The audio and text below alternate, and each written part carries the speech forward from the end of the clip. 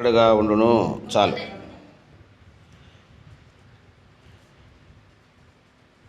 ఇక్కడ ఇజ్రాయెల్ ప్రజలు ఐగుప్తు దేశంలో నుండి విడుదల ఆసన్నమైందనమాట. విడుదల కలిగే సమయంలో విడుదల కలిగించడానికి దేవుడు ఏం చేసినాడంట, ఆ ఐగుప్తు దేశంలో మరి పశువుల్లో కానీ మనుషుల్లో కానీ జంతువుల్లో కానీ తొలిచూలు అంటే ఫస్ట్ బార్న్ అంటారు, మొదటి సంతానాన్ని నేను సంహరిస్తాను. ఎందుకంటే ఫరో హృదయం కఠినంగా ఉంది. ఎంత దాసత్వము చేసినా కూడా తృప్తి లేదు.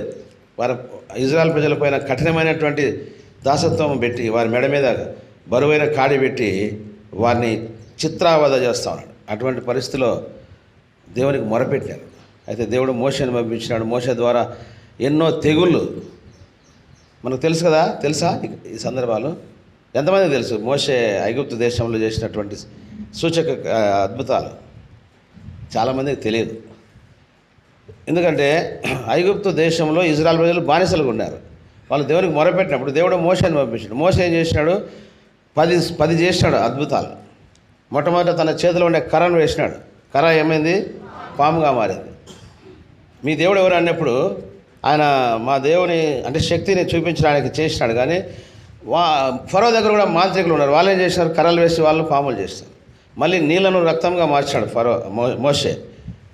అది ఆ నీళ్లను రక్తంగా మార్చినప్పుడు వాళ్ళు చేయలేకపోయినారు. కానీ మళ్ళీ మోషేకు మొరపెడితే మోషేనే వచ్చి నీళ్లను రక్తంగా మారిన నీళ్లను మంచిగా మార్చాడు. తర్వాత కప్పలు, తర్వాత తల్లో పేర్లు, దూరిలో నుంచి పేర్లు వచ్చినాయి. తర్వాత మిడతలు పంటలన్నీ నాశనం చేసినాయి. తర్వాత మరి వడగళ్ళు, తర్వాత అందరికి పుండ్లు పుట్టడం, ఇవన్నీ అనేక రకాలుగా దేవుడు తెగుళ్ళు పంపించినాడు ఐగుప్తు దేశంలోనికి.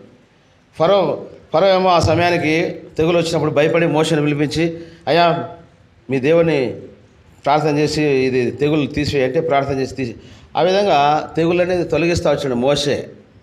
చివరికి ఎంత చేసినా ఆ తెగులు పోయేంతవరకు బాగుంటాడు. తెగులు పోయిన తర్వాత మళ్ళీ కట్నం చేసుకొని నేను పంపాను అంటాడు. అంటే వీళ్ళను మోషే పంపించమని అడిగినాడు ఫరో రాజుతో, ఐగుప్తు దేశంలో ఉన్నటువంటి ఫరో రాజుతో, నా ప్రజలను పంపించి మేము అక్కడికి వెళ్ళి మా కొండ దగ్గరికి వెళ్ళి మేము దేవుణ్ణి ఆరాధించాలంటే అసలు మీ దేవుడు ఎవరు అని అడిగినాడు. మా దేవుడు ఉన్నవాడు అనువాడు, అనగా ఉన్నవాడు, మాట్లాడేవాడు. ఆయన కనపడాడు కానీ దేవుడు అదృశ్యుడు. మోషే కూడా చూడాలనుకున్నప్పుడు ఏం చేసినాడు దేవుడు, సమయం అయిపోతుంది కాబట్టి ఆ విధంగా ఇదంతా చెప్తే సరిపోదులే. ఏదేమైనప్పటికీ ఆ పస్కా అనేది మనకు కావాలి. చివరి సూచన ఏం చేసినంటే ఇంకా ఫరో పంపించడం కొరకు ఏం చేసినాడు మోషే, మరి ఒక మరణ సంహార దూత వచ్చింది. మోషే ఏం చెప్పినాడంటే, ఆ నశింపజేయ దూత మిమ్మల్ని దాటిపోయే దాని కొరకు మీరేం చేయాలా, ఒక గొర్రె, ప్రతి ఇంటికి ఒక ఏడాది మగ గొర్రె పిల్లను కానీ మేక పిల్లను కానీ తీసుకొని వచ్చి దాన్ని మరి చంపి దాని రక్తమును నిలువు కమ్మెలకు అడ్డు కమ్మెలకు ద్వారములకు పూసి మీరు ఆ యొక్క మాంసమును మరి వండి తినమని చెప్పినాడు. అది ఎట్లా నడుముకు దట్టి కట్టుకొని చెప్పులు దొడుక్కొని చేతిలో కర్రలు పట్టుకొని త్వరపడుచు తినండి. ఆ విధంగా ఏ గృహంలో చేస్తూ ఉంటారో ఆ గృహం దగ్గరికి ఆ దూత వచ్చినప్పుడు దాటుకొని వెళ్ళిపోతుంది. నశింపజేయ దూత దాటిపోతుంది. కాబట్టి మనం నశింపజేసే ఆ దూత మరి దాటిపోయింది. ఇప్పుడు ఎట్లా దాటిపోయిందంటే ప్రభువైన యేసుక్రీస్తే ఆ పస్కా బలి పశువులాగా మన కొరకు బలి. ఆయన రక్తము మనల్ని ఏం చేసింది, ఇప్పుడు మనల్ని రక్షించింది, మనల్ని శుద్ధి చేసింది మన పాపం నుండి. ఆ నశింపజేయ దూత నుండి తప్పించినాడు. కాబట్టి ఈ మధ్యాహ్న సమయంలో మనం పరీక్షించుకుందాం. నిజంగా నీ హృదయంలో యేసు రక్తము నువ్వు కోరుకున్నావా? యేసు ప్రభువును హృదయంలో విశ్వాసించినవా? మరి మరణం కింద నువ్వు ఇంకా దాగి ఉన్నావా? ఒకవేళ బలలో చేయి వేయాలంటే ఆ పస్కా పశువు మరి మన కొరకు బలి అయింది. ఆయన శరీరం తినాలి, ఆయన రక్తం త్రాగాలంటే మనలో పులిసింది ఏది ఉండకూడదంట. అది పులియని రొట్టెల పండుగని అదొక ఆచారం. పులిసింది అనగా ఇక్కడ ఏమన్నా రాయబడిందంటే మీలో దుర్మార్గతయు దుష్టత్వం అనేది ఉండకూడదు. కొన్ని 2 మాటలు చూసుకొని ఒక 5 నిమిషాలు నాకు ఎగ్జామ్షన్ చేయండి. దుర్మార్గత చూడండి. మొట్టమొదట మొదటి సమయాలు 25:3 చూడండి. మొదటి సమయం ఎవరైనా స్పీడ్గా మొదటి సమయాలు 25:3 త్వరగా తీయండి. గట్టిగా చదవాల. అతని పేరు నాబాలు, అతని భార్య పేరు అబీగయలు, సుబుద్ధిగా రూపశేయ్ ఉండాను. అయితే చర్యలను బట్టి చూడగా నాబాలు మోటవాడు దుర్మార్గుడునై ఉండేను. అతడు కాలేబు సంతతివాడు. ఈ నాబాలు ఎవరంట? మోటవాడు, దుర్మార్గుడు. కాబట్టి ఈ దుర్మార్గత అనేది దేవునికి ఇష్టం లేదు. తర్వాత చూడండి మరి 25వ అధ్యాయం ఇదే 23వ వచనం చూడండి.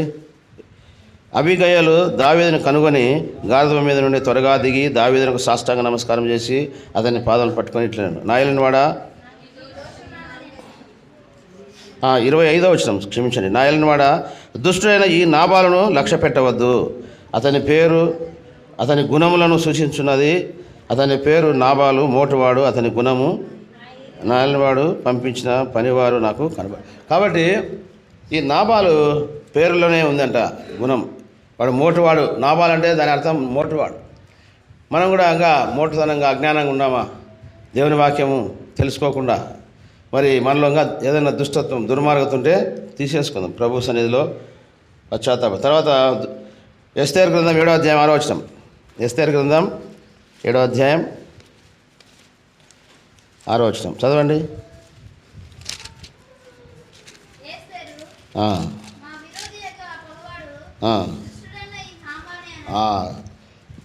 ఈ హామాన్ ఎవరంట? దుష్టుడైన హామాను. కాబట్టి ఈ హామాను గురించి మనకు తెలుసు కదా. ఏం చేసినాడు? యూదులందరినీ సంహరించాలనుకున్నాడు, ఊచకోత కోయాలనుకున్నాడు. అయితే మరి ఎస్తేర్ ఏం చెప్పింది? ఈ విషయం తెలిసిన వెంటనే ఈ యొక్క మొర్దెకై మరి బూడిద చల్లుకొని గొనెపట్ట కట్టుకొని ఉపవాసం ఎస్తేరుకు చెప్పినాడు, నువ్వు ఈ సమయంలో రాజు దగ్గరికి ఉన్నావు కాబట్టి నువ్వు అడుగు రాజును హామాను విషయం చెప్పమన్నప్పుడు. రాజు దగ్గరికి పోవాలంటే ధైర్యం కావాలి. అయితే సందర్భం వచ్చింది, పోయింది.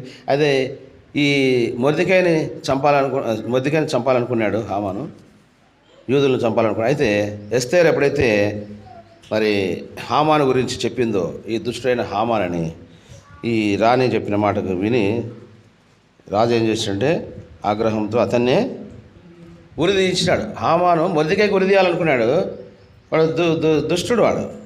అయితే ఈ యొక్క హామానికే ఉరికై వేయబడింది. కాబట్టి మనం కూడా ఇతరుల విషయంలో చెడు తలంపులు కలిగి ఉంటాం. వానికి ఇట్లా చేయాలా, వాని అట్లా చేయాలా, అది దుష్ట తలంపులు. కాబట్టి మనలో ఏమైనా దుష్ట తలంపులు ఉన్నాయా? తొలగించుకుందాం. తర్వాత ఇక్కడ ఏమన్నాడంటే దుర్మార్గతయు దుష్టత్వం అనే పులిపిండి తీసివేయమంటాడు. మనలో దుర్మార్గత దుష్టత్వం అనేటువంటి పులిపిండి తీసివేయాలి. తర్వాత నిష్కాపట్యం అంటాడు చూడండి. ఇదే 1 కొరింథీ 5వ అధ్యాయంలో ఇక్కడ ఉన్నాడు. మరి నిష్కాపట్యమును సత్యములను పులిని రొట్టెతో పండుగ ఆచరించమంటాడు. నిష్కాపట్యం అంటే మరి యోహాను సువార్తలో ఒక ఆయన చూడొచ్చు, కపటం లేదంట ఆయనలో. యోహాను సువార్త ఎవరైనా వెరీ గుడ్ చెప్పండి, రెఫరెన్స్ తీంటాడా? 4వ అధ్యాయం 4 కాదు 1వ అధ్యాయము 49వ వచనంలో నతానియేలు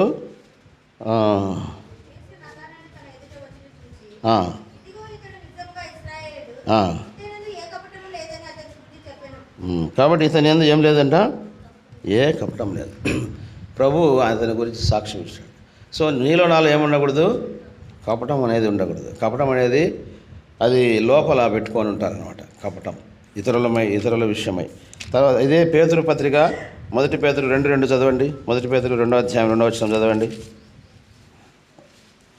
ప్రభు దయాళుడని మీరు చూచి నెడల సమస్తమైన దుష్టత్వమును, సమస్తమైన కపటమును, వేషధారను, అసూయను, సమస్త దూషణ మాటలను మాని క్రొత్తగా జన్మించిన శిశువులను పోలిన వారై నిర్మలమైన వాక్యమైన పాల వలన రక్షణ విషయంలో ఎదుగు నిమిత్తము ఆ పాలన అపేక్షించుడి.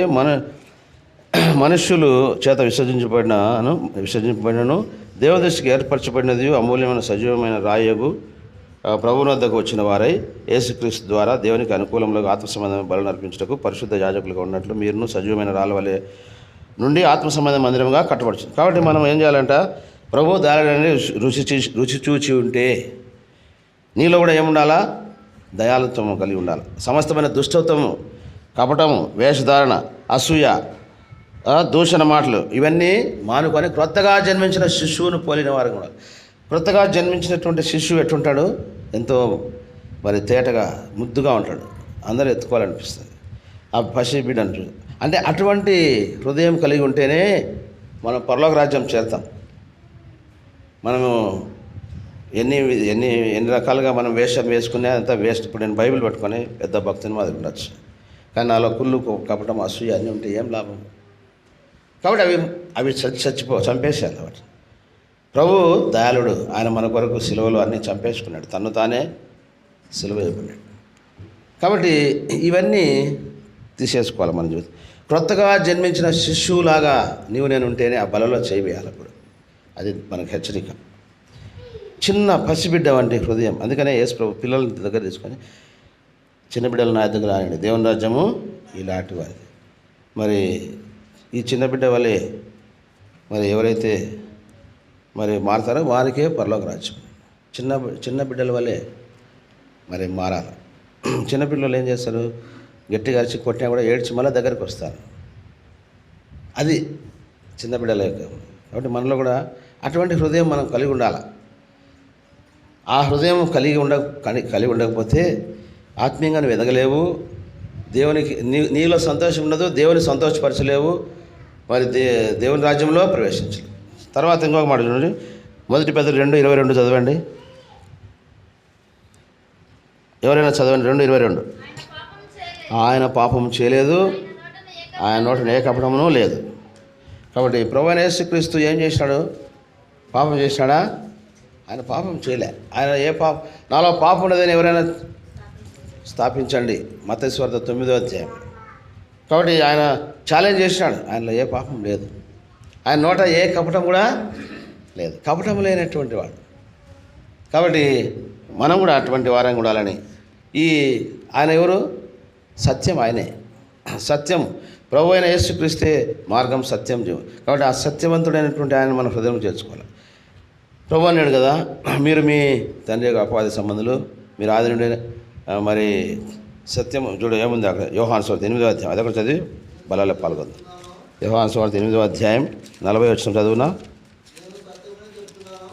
నేను సత్యంలో చెప్తున్నాను, మీరు నన్ను నమ్మరు, నా యందు పాపం ఉన్నదని ఎవడు స్థాపించు. కాబట్టి 8వ అధ్యాయము 40 అది కాదు చెప్తా.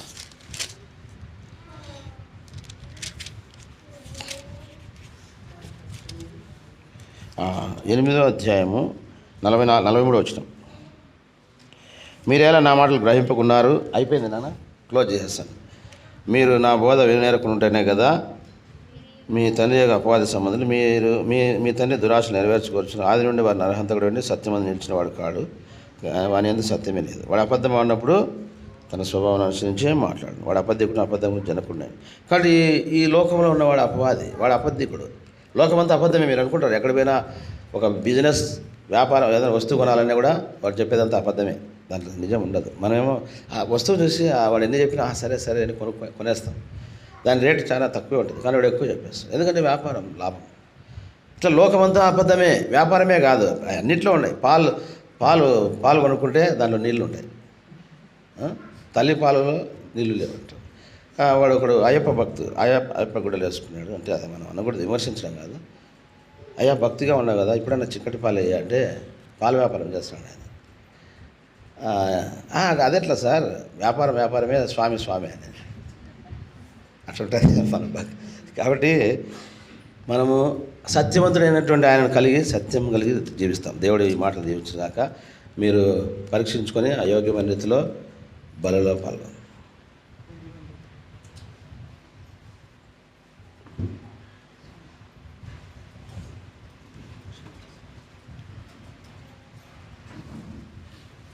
మా ప్రేమల పరలోక తండ్రి యేసు ప్రభువానికి వందనాలు. ఇంతవరకు మీ వాక్యం చేత మాట్లాడారు మా తండ్రి.